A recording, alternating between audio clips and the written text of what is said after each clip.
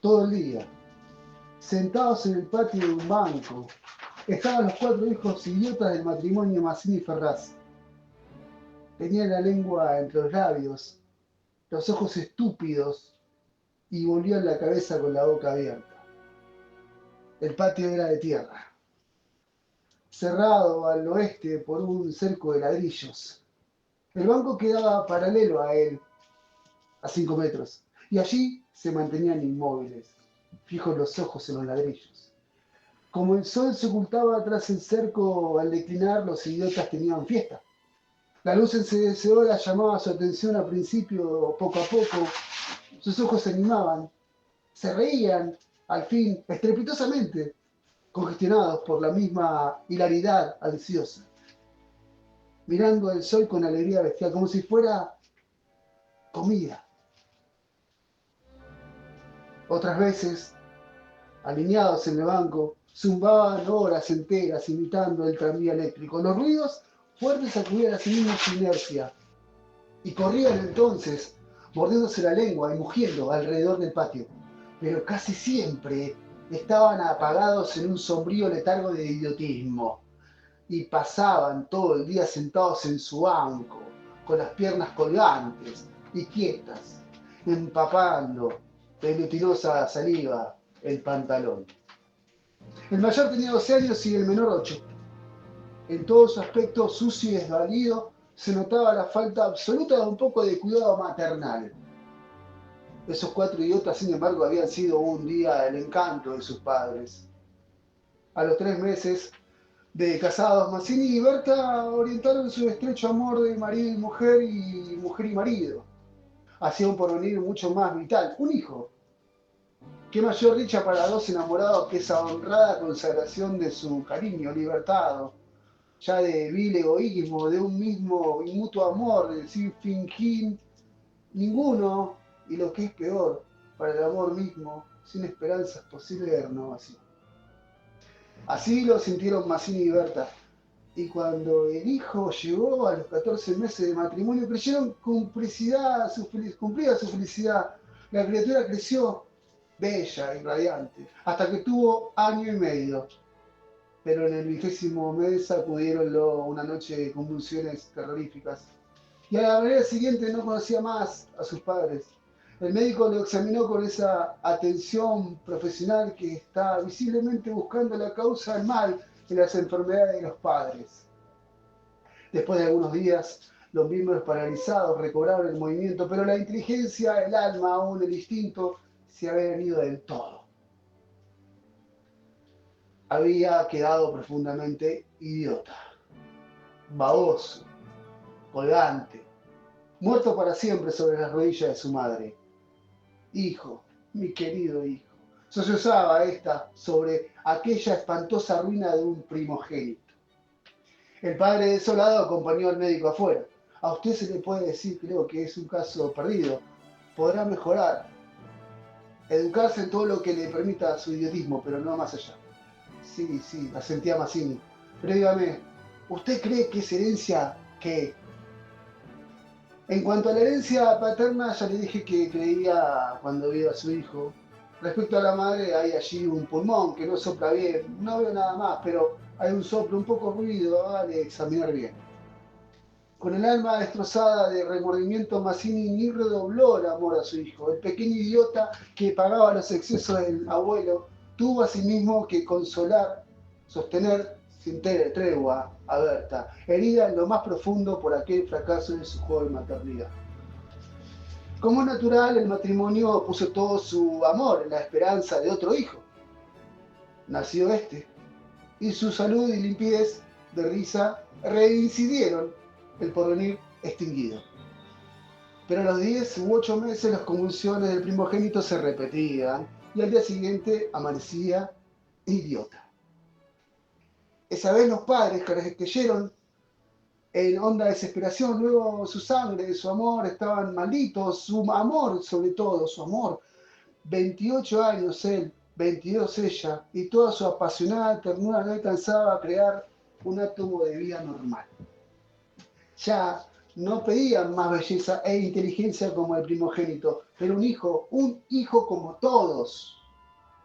De nuevo desastre brotaron nuevas llamaradas de dolorido amor, un poco de anhelo de redenir de una vez para siempre la santidad de su ternura. Sobrevinieron mellizos y punto por punto repitióse el proceso de los dos mayores. Más por encima de su inmensa amargura quedaba a Mazzini y Berta gran compasión por sus 4 hijos. Hubo que arrancar del limbo de la más honda animalidad, no ya sus almas, sino el instinto mismo abolido. No sabía deglutir, cambiar de sitio y aún sentarse. Aprendieron en fin a caminar, pero chocaban contra otro y contra todo, por no darse cuenta de los obstáculos. Cuando los lavaban, mugían hasta inyectarse de sangre el rostro. Animábanse solo al comer o cuando veían colores brillantes o oían truenos. Se reían entonces echando afuera lengua y ríos de baba, radiantes de frenesí bestial. Tenían en cambio cierta facultad imitativa, pero no se pudo obtener nada más. Con los mellizos pareció haber concluido la aterradora descendencia, pero pasados 3 años desearon de nuevo ardientemente otro hijo, confiando en que el largo tiempo transcurrido hubiera aplacado la fatalidad. No satisfacían sus esperanzas, y en ese ardiente anhelo que se exasperaba en razón de infructuosidad, se agriaron. Hasta ese momento cada cual había tomado sobre sí la parte de la que le correspondía en la miseria de sus hijos. Pero la desesperanza de redención ante los 4 bestias que habían nacido de ellos, hecho afuera esa imperiosa necesidad de culpar a los otros, que es patrimonio específico de los corazones inferiores. Iniciáronse con el cambio de pronombres, tus hijos, y como más del insulto había la insidia, la atmósfera se cargaba. Me parece, díjole una noche Mazzini, que acababa de entrar y se lavaba las manos, que podrías tener más limpios a los muchachos.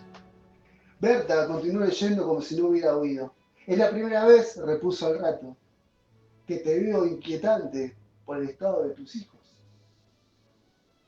Mazzini volvió un poco de la cara a ella con una sonrisa forzada.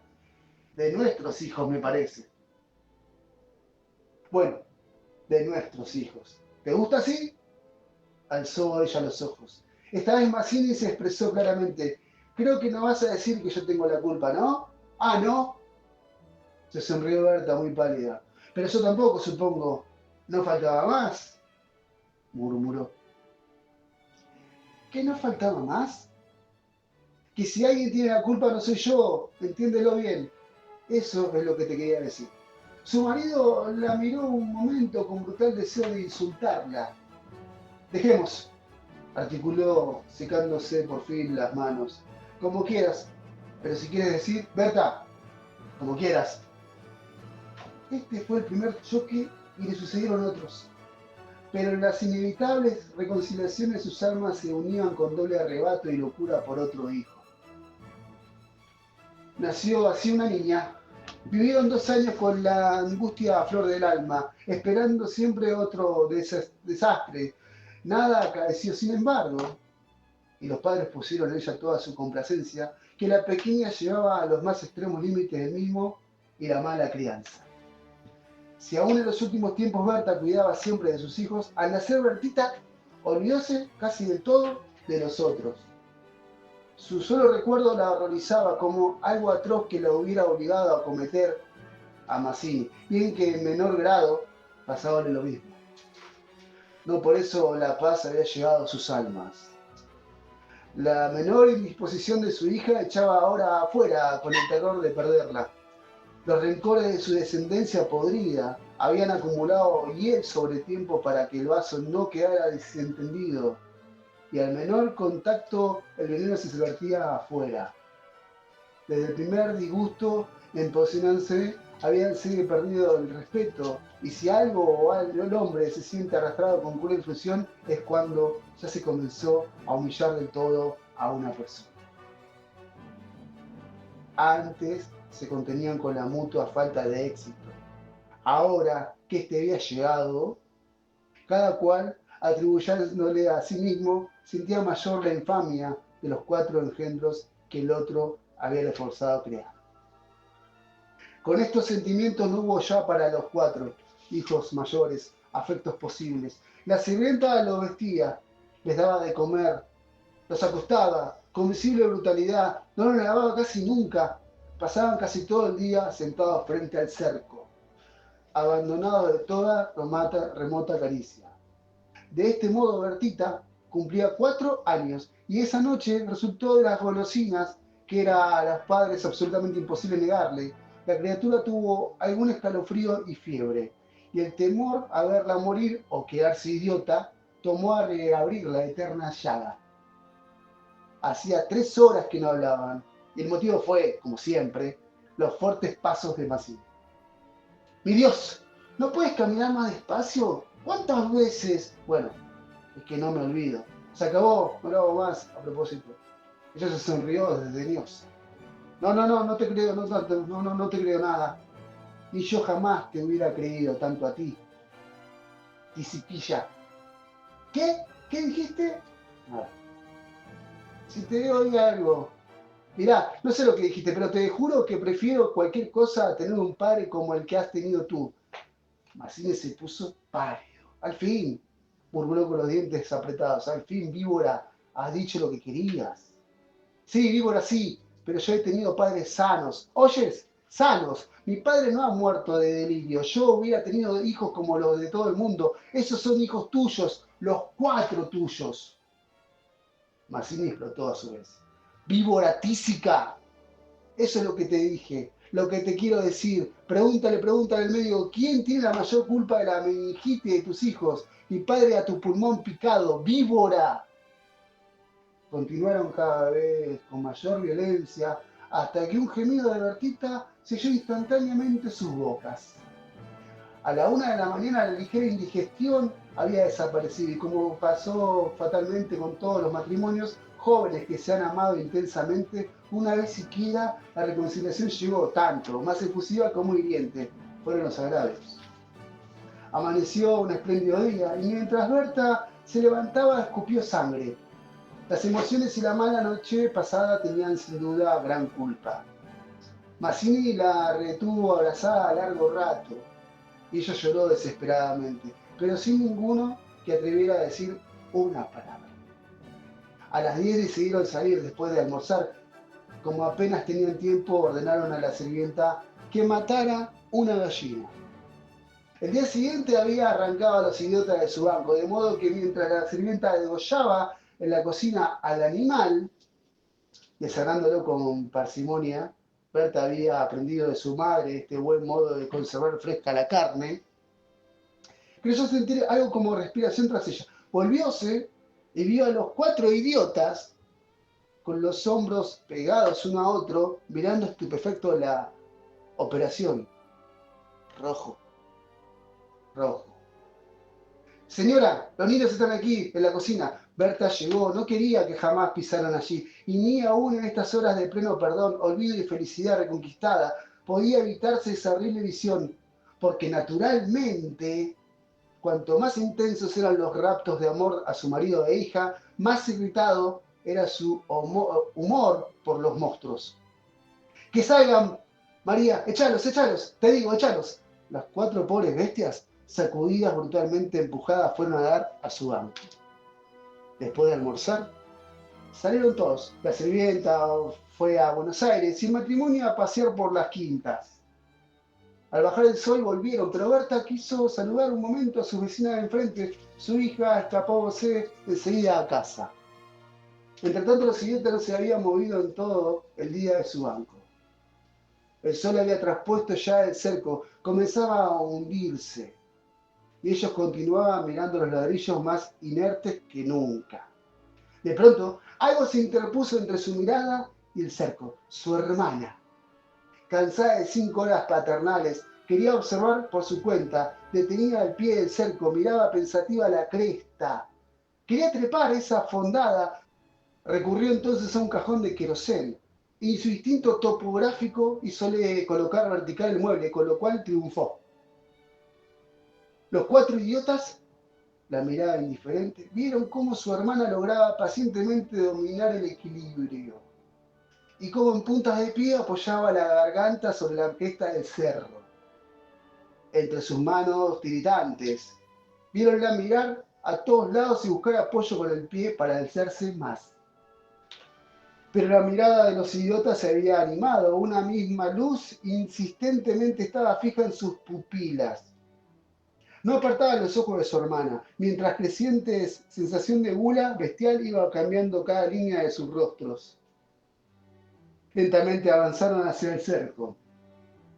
La pequeña, que habiendo logrado calzar el pie, iba ya a montar a horcajadas y a caerse del otro lado, seguramente sintióse cogida de la pierna. Debajo de ella, los 8 ojos clavados en los suyos le dieron miedo. ¡Soltame, déjame!, gritó sacudiendo la pierna, pero fue atraída. ¡Mamá! ¡Ay, mamá! ¡Mamá! ¡Papá! Lloró imperiosamente. Trató aún de sujetarse del borde, pero sintióse arrancada y cayó. ¡Mamá! ¡Ay, mamá! No pudo gritar más. Uno de ellos le apretó el cuello, apartando los bucles como si fueran plumas, y los otros la arrastraron de una sola pierna hasta la cocina, donde esa mañana se había desangrado a la gallina, bien sujeta, arrancándole la vida segundo por segundo. Mancini en la casa de enfrente creyó oír la voz de su hija. «Me parece que te llama», le dijo a Berta. Prestaron oídos inquietos, pero no oyeron más. Con todo, un momento después se despidieron, y mientras Berta iba a dejar su sombrero, Mancini avanzó en el patio. «¡Bertita!». Nadie respondió. «¡Bertita!». Alzó más la voz, ya alterada. Y el silencio fue fúnebre para su corazón siempre aterrado, que la espalda se le heló de horrible presentimiento. «¡Mi hija! ¡Mi hija!». Corrió ya desesperado hacia el fondo, pero al pasar frente a la cocina vio en el piso un mar de sangre. Empujó violentamente la puerta entornada y lanzó un grito de horror. Berta, que ya se había lanzado corriendo a su vez al oír el angustioso llamado del padre, oyó el grito y respondió con otro, pero al precipitarse en la cocina, Mancini, lívido como la muerte, se interpuso conteniéndola. ¡No entres! ¡No entres! Berta alcanzó a ver el piso inundado de sangre. Solo pudo echar sus brazos sobre la cabeza y hundirse a lo largo de él con un ronco suspiro. Te leí de Horacio Quiroga, desde cuentos de amor, de locura y de muerte, La gallina degollada.